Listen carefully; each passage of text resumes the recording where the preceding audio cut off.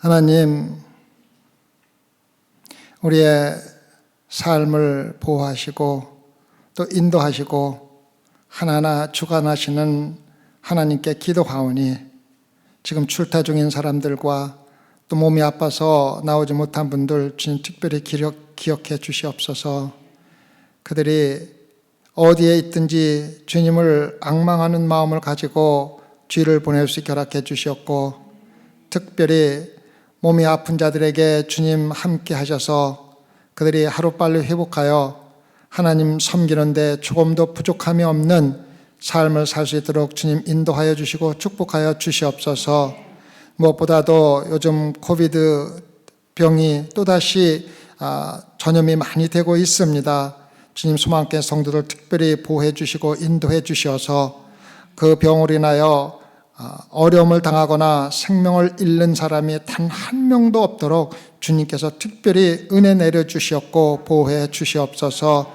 그리하여 우리 삶이 하나님께 영광이 될 수 있도록 주님 축복하여 주시옵소서. 오늘 말씀을 들고 말씀을 전합니다. 이 말씀 가운데 주님 역사하여 주시옵고, 특별히 성령이 우리에게 어떻게 우리 삶을 주관하고 있는지를 깨달아 성령이 인도하는 삶을 사는 소망교회 성도들이 될 수 있도록 주님 특별히 깨닫는 영을 허락하여 주시옵소서. 모든 것을 하나님께 맡기오고 예수 그리스도를 받들어 기도드렸사옵나이다. 아멘. 아멘. 오늘은 성령에 대해서 말씀을 전하는데 좀 관심을 가지고 들어주시면 감사하겠습니다. 여러분이 믿을 때 성령을 받았습니다라는 질문을 받는다면 어떻게 대답하시겠습니까? 또 만약에 받았습니다라고 받았다면 그 증거가 무엇입니까?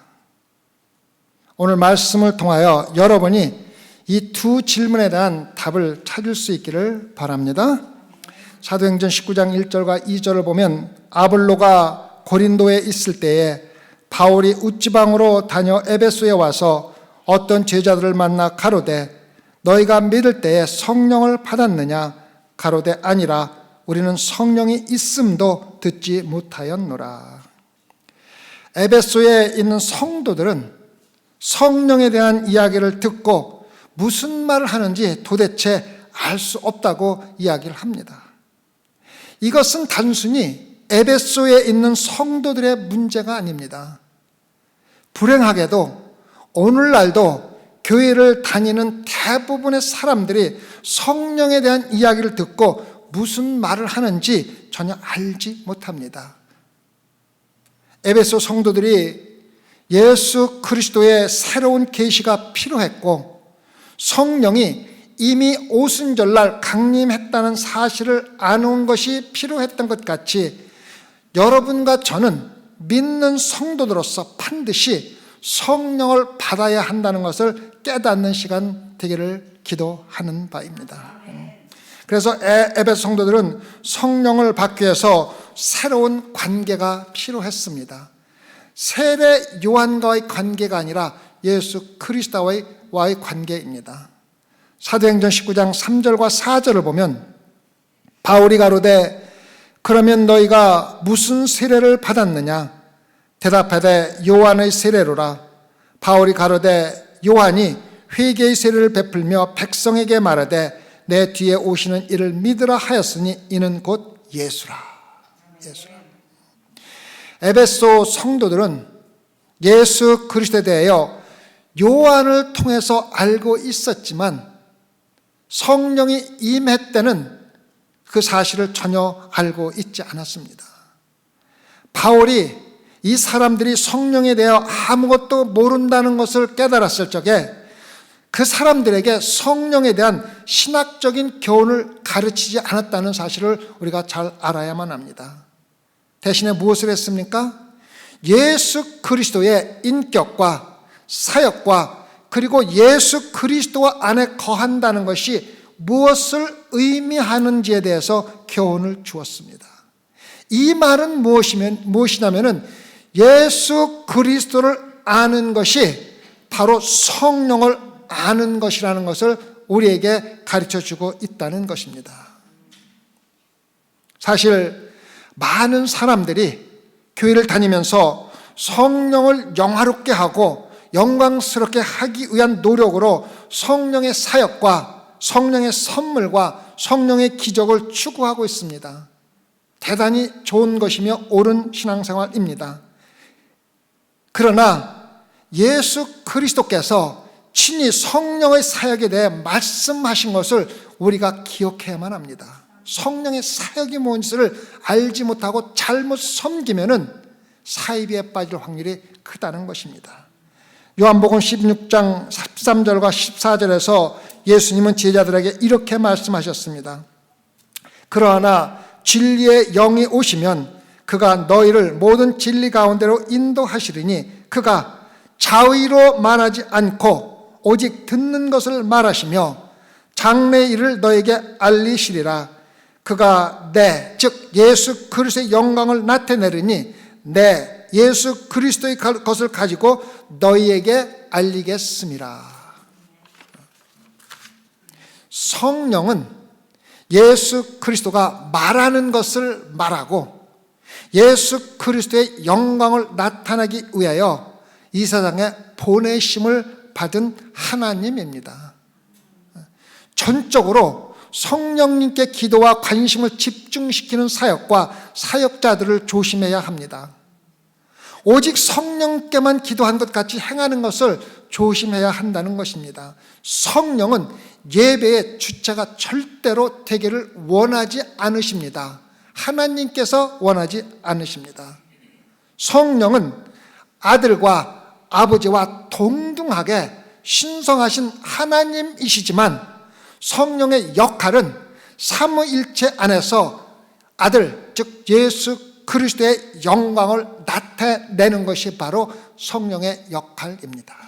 우리가 분명히 알고 믿어야 합니다. 성도들의 삶에서 성령의 사역은 믿을 수 없을 정도로 중요합니다. 없어서는 절대로 안 됩니다. 사실 성령이 안에 거하지 않으면 성도는 영적인 성장을 할 수가 없고 사역도 할 수가 없고 기도에도 의미가 없고 영적인 성숙함에도 한 발짝도 앞으로 나을 수가 없다는 것입니다. 지금 에베소 성도들은 예수 그리스도의 새로운 계시를 바울로부터 들었고 그들은 분명히 그대로 믿었고 예수 그리스도와 새로운 관계를 가질 수가 있었던 것입니다. 이렇게 예수 그리스도와 새로운 관계를 가진 성도들은 예수 그리스도의 이름으로 새로운 세례 예식을 행하게 된 것입니다. 사도행전 19장 5절입니다. 저희가 듣고 주 예수의 이름으로 세례를 받으니 마침내 세례 요한의 세례가 아니라 예수 그리스도의 세례를 받게 된 것입니다. 요한의 세례와 주 예수 그리스도의 이름으로 받는 세례는 전혀 다른 것입니다. 요한의 세례는 예수 그리스도의 죽음과 장사 지냄과 부활을 기다리는 세례입니다.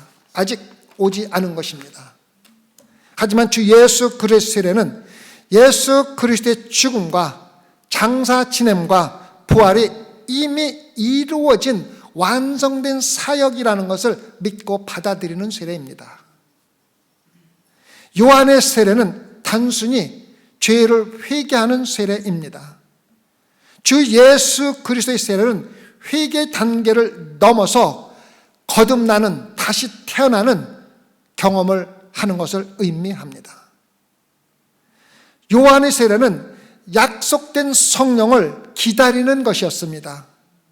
주 예수 그리스도의 세례는 과거에 성령을 받았음을 확인하는 세례입니다. 그래서 사도행전 19장 6절과 7절을 보면 바울이 그들에게 안수하며 성령이 그들에게 임하심으로 방언도 하고 예언도 하니 모두 12사람쯤 되니라. 이 성경 구절은 대단히 위험한 성경 구절입니다. 많은 사이비 단체들은 이 말씀을 이용하여 자신들이 주장하고 있는 잘못된 교리를 만들고 모든 성도들에게 같은 교리를 적용하도록 하는데 증거로 사용하는 성경 기절 중에 하나입니다. 그래서 이 성경 기절을 잘못 이해하면 실제로 성령의 사역을 왜곡하고 성도들을 혼란스럽게 만드는 데 빠져들 수가 있다는 것입니다. 우리가 성경 말씀을 옳게 이해하기 위해서는 성경 말씀이 쓰여진 그 배경과 그 목적을 분명히 잘 알고 그 말씀이 지금 믿는 우리들에게 어떻게 적용되는지를 알고 이해해야만 성경 말씀을 통해서 우리가 혼란을 받지 않을 수가 있다는 것입니다. 성경의 구약은 예수 그리스도를 통한 구원의 사역을 예언하고 있는 것입니다. 구세주가 와서 우리의 죄를 사해 주시고 우리를 천국으로 인도한다고 예언한 책이 구약입니다. 그리고 맨 앞에 나오는 네 복음서는 구약에서 예언된 구원의 사역이 실제로 예수 그리스도를 통하여 이루어지면서 신약의 시대로 넘어오는 교리이며, 사도행전은 실제로 전환이 일어나고 있는 상황을 그대로 기록해 놓은 것이 사도행전입니다. 사도행전은 구약 시대에서 실질적으로 신약의 새 언약의 삶으로 우리를 인도하는 과정을 기록해 놓은 책이라는 것입니다. 그래서 인도하는 과정에서 어떤 변화는 즉시 이루어졌고 어떤 변화는 완전히 이루어지는데 몇십 년이 걸린 하나님의 말씀도 있다는 것입니다.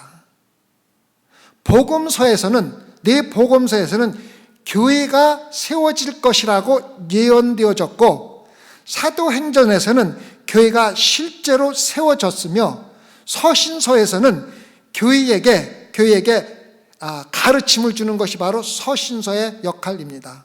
그래서 네 복음서와 사도행전과 서신서와 또한 요한계시록은 예수 그리스도의 구원이 이루어지면서 예수 그리스도를 믿는 성도들을 새하늘과 새 땅인 천국으로 인도하는 과정을 미리 우리에게 계시해서 보여준 하나님의 말씀입니다. 그래서 구약과 네 복음서와 사도행전과 서신서와 요한계시록은 각자 다른 역할을 가지고 있는데, 우리가 똑같은 눈으로 보려고 하면은 잘못된 교리를 받아들여서 사이비에 빠질 확률이 있다는 것을 우리에게 가르쳐주고 있는 것입니다. 그래서 전환되는 과정에서 필요했던 사도행전에 기록된 사도 바울과 사도 베드로가 행한 기적들을 똑같이 우리도 할 수 있다고 생각하는 것은 하나님의 사역을 잘못 이해하고 있다는 것입니다. 예를 들면은 사도행전에서 베드로의 그림자가 사람들을 치료했다고 우리 자신의 그림자도 사람들을 치료할 수 있는 능력을 가져야 된다고 그 능력을 간구하고 추구하는 것은 잘못된 믿음이라는 것입니다. 그러한 종파들이 엄청나게 많이 있습니다.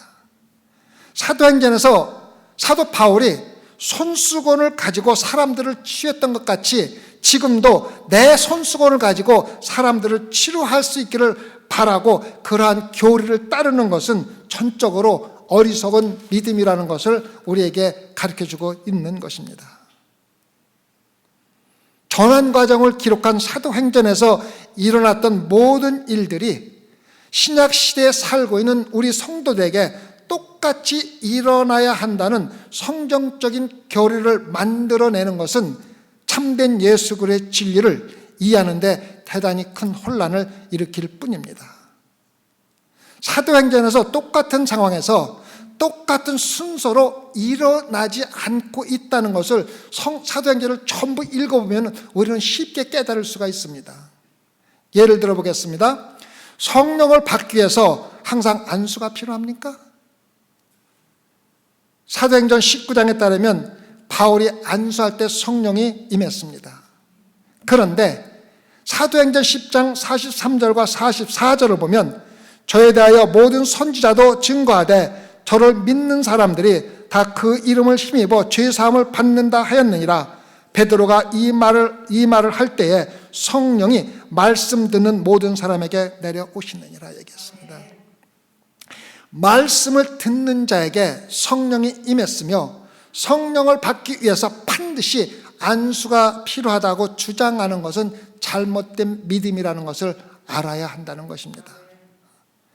새로 믿는 자들이 성령을 받을 때 방언이나 예언을 반드시 해야 합니까? 19장은 성령이 임할 때 방언과 예언을 했다고 기록하고 있습니다. 그러나 8장에서 성령을 받을 때 방언도 예언도 없었다는 사실을 우리는 알아야 합니다.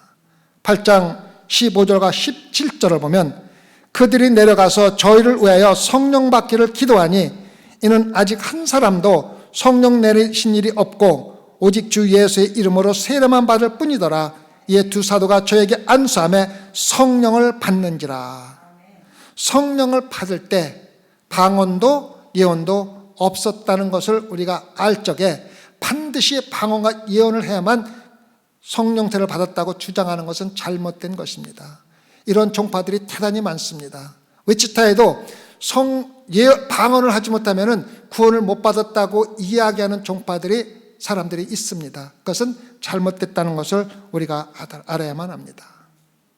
사도행전은 모든 사람들에게 똑같이 일어나는 어떠한 교리를 주고 있는 것이 아니라 사도행전은 교회가 설립되는 과도기에 독특하게 필요한 경험을 그대로 기록해 놓은 책이라는 것을 우리가 반드시 알아야만 합니다. 반면에 서신서는 우리가 똑같이 지켜야 할 교리를 교회에 가르치는 것이 바로 서신서들입니다. 서신서들이 무엇을 가르칩니까? 서신서들은 성령의 세례에 대해서 대단히 일관적인 교리, 우리가 전부 알아야 될 교리를 그대로 가르치고 있습니다.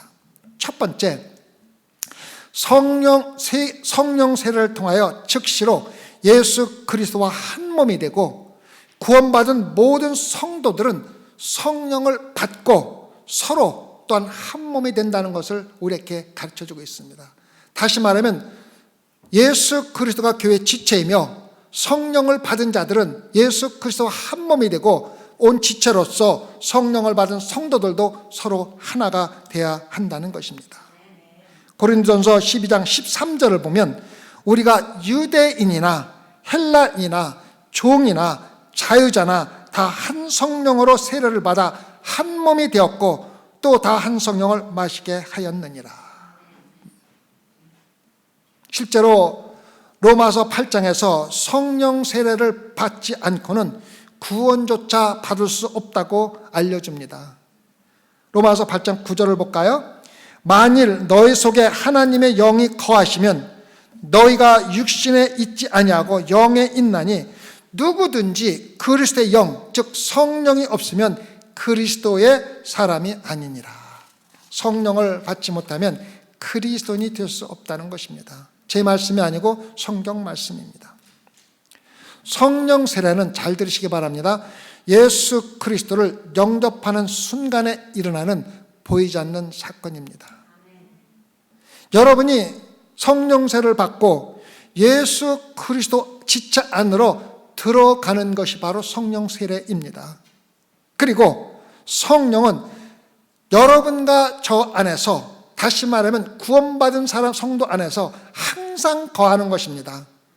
성령이 거하지 않으면 그리스도인이 아니라고 사도 바울이 분명히 우리에게 이야기해 주고 있습니다. 사도 바울은 고린도서 6장 19절에서 너희의 몸은 너희가 하나님께로부터 받은 바 너희 가운데 계신 성령의 전인 줄을 알지 못하니나 너희는 너희 것이 아니라 성령의 하나님 것이라는 뜻입니다. 두 번째, 성령에 의해서 우리가 예수 그리스도와 한 몸이 되었다는 것을 사람들에게 설명해 주기 위해서 공개적으로 우리는 세례를 받는 것입니다. 로마서 6장 3절과 4절을 보면 무릇 그리스도 예수와 합하여 세례를 받은 우리는 그의 죽으심과 합하여 세례받은 줄을 알지 못하느뇨. 그러므로 우리가 그의 죽으심과 합하여 세례를 받음으로 그와 함께 장사되었나니 이는 아버지의 영광으로 말미암아 그리스도를 죽은 자 가운데서 살리심과 같이 우리도 또한 새 생명 가운데서 행하게 하려 하심이라. 세례를 통하여 우리는 예수 그리스도의 죽음과 장사되심과 부활에 대한 우리의 믿음을 공개적으로 선언하는 새 언약의 의식을 경험하는 것입니다. 세례를 받음으로 우리가 성령으로 말미암아 예수 그리스도의 몸에 잠기는, 다시 말하면 예수 그리스도와 하나가 되었다는 사실을 사람들에게 알려주는 것이 우리가 보통 행하는 세례의 의미입니다. 그래서 세례는 여러분을 그리스도로 만드는 것이 아니라 여러분이 이미 그리스도인임을 선포하는 것이 바로 우리가 받는 세례입니다. 세례는 여러분을 하나님의 가족으로 만드는 것이 아니라 오직 예수 그리스도를 믿는 믿음으로 거듭나는 순간에 여러분은 이미 성령 세례를 통하여 하나님의 가족이 되었음을 선포하는 것이 우리가 교회에서 받는 세례의 의미입니다. 그래서 성령의 세례가 실질적인 세례보다 항상 먼저 일어나야 됩니다. 성령 세례를 받지 못한 사람은 앞에 나와서 세례를 받는다 하더라도 하나의 종교 의식에 불과하며 실질적인 구원과는 아무런 상관이 없다는 것을 우리가 알아야 합니다. 그래서 아무나 나와서 세례만 받으면 구원받기 그게 아니라는 것을 깨닫고 여러분은 예수 그리스도와 한 몸이 되는 성령의 세례를 반드시 먼저 받아야 한다는 것입니다. 성령의 사역은 믿을 수 없을 정도로 이렇게 중요한 사역입니다. 사실 성령의 세례와 내 안에 거하는 성령의 능력이 없이는 기독교인이 될 수 없다는 것을 우리에게 다시 한번 상기시켜주는 말씀입니다. 만일 여러분이 믿었을 때 성령으로 심어진 생명이 없었다면, 다시 말하면 새 생명이 없었다면 여러분의 믿음은 죽은 믿음이었고, 여러분이 거듭난 이후로 성령이 여러분과 함께하지 않았다면 여러분은 지금까지 죽은 신앙생활을 해왔다는 것을 우리에게 다시 한번 이야기해주고 있는 것입니다. 모든 참된 가르침도 성령의 도움이 없이는 아무런 능력이 없다는 것입니다. 내가 아무리 훌륭한 설교를 여러분에게 한다 하더라도 나의 가르침은 오직 성령만이 우리의 마음 돌판에 하나님의 진리를 새겨줄 뿐이지 나의 가르침은 하나의 도구로 사용되고 있을 뿐이라는 것입니다.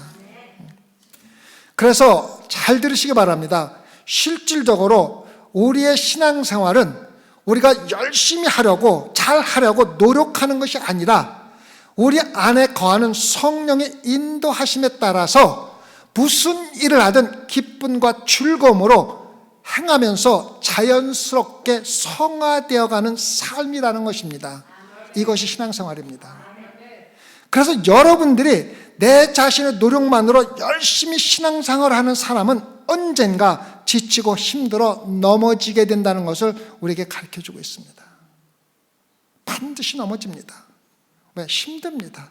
하나님이 어렵습니다. 그러나 성령의 인도하심을 받는 사람들은 자연스럽게 기쁘고 즐겁게 일할 수 있다는 것입니다. 그렇다면 중요한 것은 어떻게 성령을 받을 수가 있습니까? 성령을 받기 위해서는 먼저 나 자신을 죽여야 합니다. 나 자신을 죽여야 합니다. 내가 살아있는 한 거듭날 수도 없고 성령을 받을 수도 없습니다. 예수 그리스도의 십자가 위에 나 자신을 못 박아 죽이면 예수 그리스도 안에서 새롭게 다시 태어나게 되고 성령이 우리 안에 임하면서 거듭난 성도로 성령의 인도하심에 따라 기쁘고 즐겁게 살아갈 수가 있다는 것입니다. 그래서 참된 신앙생활은 예수 그리스도의 십자가에 나 자신을 못 박아 죽이는 것으로 시작이 된다는 것입니다. 죽어야 거듭나서 성령을 받는다는 것입니다. 하나님의 거룩한 은혜로 우리는 이제 예전의 우리가 아니라는 것입니다. 우리는 새로운 생각, 새로운 소망, 새로운 열정, 심지어는 슬픔도 새로운 슬픔, 새로운 기쁨을 갖고 있으며, 이것들은 성령에 의해서 우리 안에서 만들어진다는 것입니다. 외부에서 들어오는 것이 아니라 내 안에는 성령이 새로운 소망과 새로운 열정과 새로운 기쁨과 즐거움까지도 만들어 주신다는 것입니다. 거룩한 신앙생활은 성령의 역사입니다. 성령이 없는 기도는 사람들이 많이 말하는 대로 날개 없는 새와 같고 화살 없는 활과 똑같다는 것입니다. 그래서 제가 여러분들에게 묻고 싶은 말씀은, 여러분이 거듭나는 순간에 진심으로 성령의 세례를 받았다면, 성령으로 세례를 받아 예수 그리스도와 한 몸이 되었음을 나타내는 어떠한 증거가 있느냐고 묻는 것입니다. 또 있다면 그것이 도대체 무엇입니까? 그저 아무런 생각 없이 교회 와서 예배 보고 집에 가고 하는 그러한 신앙생활이 아니라 다시 한번 생각해보는 신앙생활을 하자는 것입니다. 여러분의 삶에 성령이 권능이 나타나는 어떠한 물리적인, 누구나 다 볼 수 있는 증거가 있습니까? 갈라디아서 5장 16절과 21절을 보면은, 내가 이르노니 너희는 성령을 쫓아 행하라. 그리하면 육체의 욕심을 이루지 아니하리라. 육체의 소욕은 성령을 거스리고 성령의 소욕은 육체를 거스리나니 이 둘이 서로 대적하므로 너희의 원하는 것을 하지 못하게 하려 함이니라. 너희가 만일 성령의 인도하시는 바가 되면 율법 아래 있지 아니하리라. 육체의 일은 전저하니 곧 음행과 더러운 것과 호색과 우상 숭배와 술수와 원수를 맺는 것과 분쟁과 시기와 분냄과 당짓는 것과 불리함과 이단과 투기와 술취함과 방탕함과 또 그와 같은 것들이라. 전에 너희가 경계한 것 같이 경계하노니 이런 일을 하는 자들은 하나님의 나라를 유업으로 받지 못할 것이요. 이 구절에서 가장 중요한 핵심은 이런 일을 하는 자들이라는 것입니다. 다시 말하면 여러분이 어떠한 일을 하느냐에 따라서 여러분이 성령의 세례를 받았는지 안 받았는지가 결정된다는 것입니다. 뉘우침이나 죄책감 없이, 회개나 변함 없이 육체적인 삶을 사는 방식으로 사는 사람들은 성령의 인도를 받고 있지 않다는 증거라는 것입니다. 예수 그리스도가 자신 안에 거하기를 간구하면서도 자신이 원하는 대로 살아가는 사람들은 성령이 안에 거하지 않는다는 것입니다. 이렇게 살아가는 것이 여러분의 삶의 태도이며 신앙생활이었다면 속임을 당하고 있는 것입니다. 여러분은 전혀 예수 그리스도의 것이 아니면서도 그리스도인처럼 살아가며 자신을 속이고 있다는 것을 여러분들에게 알려드리는 것입니다. 다시 말하면 성령이 여러분 안에 거하지 않습니다. 만일 성령이 여러분 안에 거하면 여러분은 죄책감과 후회 없이 그러한 일들을 계속할 수가 전혀 없다는 것입니다. 여러분은 천국으로 향하고 있다는 확신을 그러한 삶을 살면서는 가질 수가 없다는 것입니다.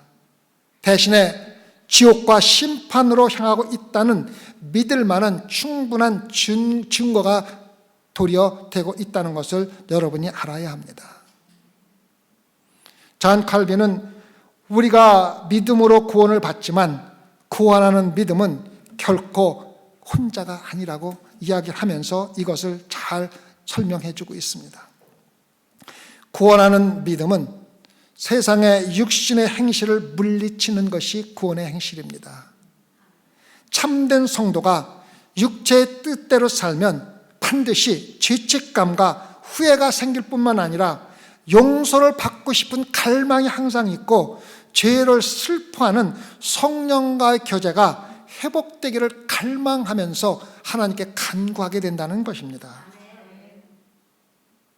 사도 바울이 에베소 사람들에게 물었던 것 같이 성령을 받았습니다라고 묻고 싶은 사람들을 저는 너무 많이 만나게 됩니다. 첫 번째 사람들은 슬프고 우울한 얼굴을 하는 사람들이 있습니다. 항상 불안한 생각을 가지면서 신앙생활을 하고 있는 것입니다. 저는 그들에게 성령을 받았습니까? 묻고 싶습니다. 제가 그들에게 물으면 불쌍한 영혼들은 이 질문에 당황하게 됩니다. 성령이 도대체 무엇입니까? 어찌하여 하나님의 자녀들이 평생 슬퍼하며 살아야 합니까? 진심으로 성령이 우리 안에 거한다면 주 안에서 항상 기뻐해야 한다는 것입니다.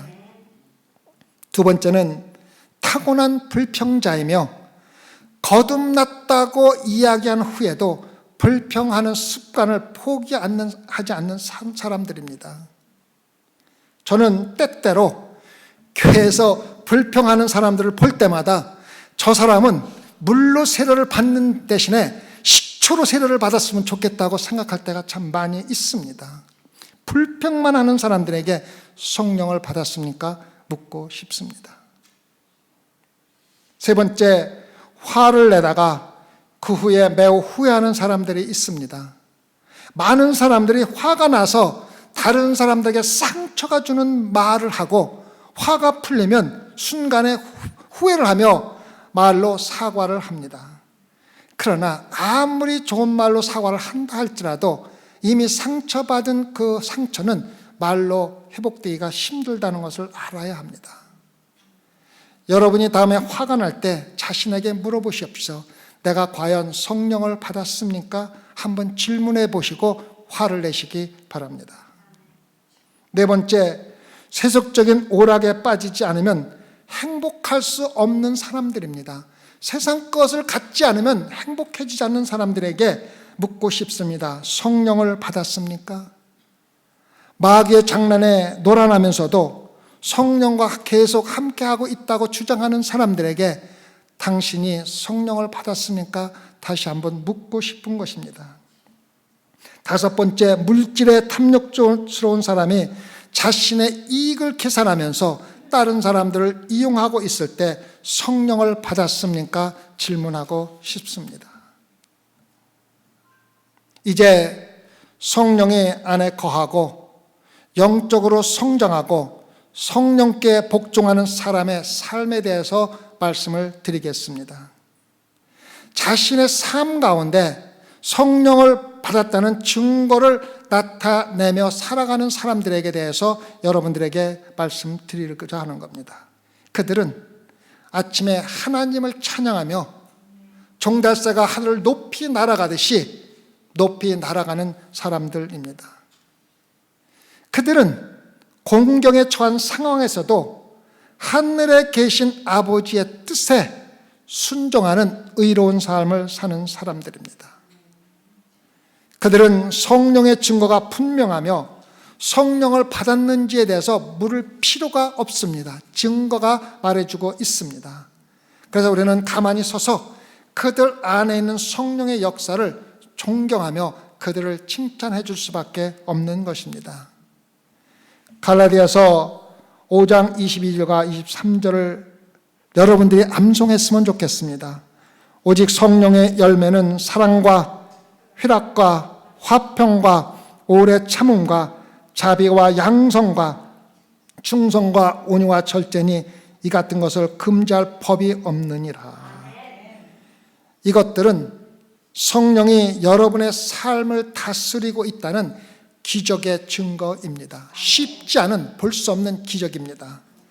다시 말해서 여러분의 삶에 성령이 없이는 이러한 성령의 열매를 절대로 행할 수가 없다는 것입니다. 이것이 사도 바울이 초대교회와 여러분과 저에게 전한 새로운 진리의 말씀입니다. 죄의 중독에서 깨어나고 예수 그리스도 안에서 새로운 세계, 새로운 길, 새로운 계획, 새로운 자유를 발견한 사람들의 삶은 이제는 완전히 달라야만 합니다. 우리는 한때 죄와 허물의 노예였음이 분명합니다. 그러나 성령의 인도하심에 따라서 예수 그리스도 안에서 이제 죄에서 자유함을 얻은 그리스도인들입니다. 이것이 바로 성령의 세례를 받은 성도들의 삶이 되어야 합니다.